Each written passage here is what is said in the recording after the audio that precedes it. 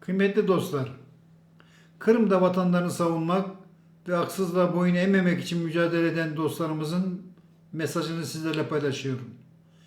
Bildiğiniz gibi vatanımız Kırım 2014 senesinde Aydut Moskova idaresi tarafından işgal edildi. O günden bu yana onlarca kardeşimiz kaçırıldı. Bazılarının cansız bedenlerine ulaştık. Bazıları ise hala kayıp. Bizleri bu şekilde korkutacaklarını düşündüler ama başaramadılar. Bugünlerde Kırım'da ise başka bir saldırıyla mücadele etmekteyiz.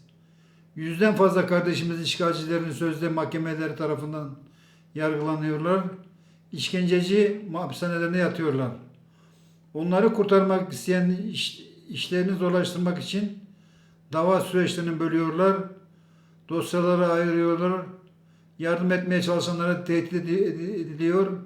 Avukatlara baskılar uygulanıyor. Fakat bütün bu baskılara rağmen kardeşlerimiz inandıkları dava uğruna geri adım atmıyorlar.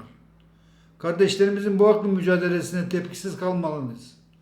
Onları sindirmek, bizleri korkutmak için yapılan bu saldırılara karşı sessiz kalmayalım. Bu saldırıları tüm dünyaya duyuralım. Gerekli videolar çekelim, yazılar yazalım, desteklerimizi herkese gösterelim. Kırım Tatar halkı asla teslim olmayacak. Yaşasın vatan Kırım.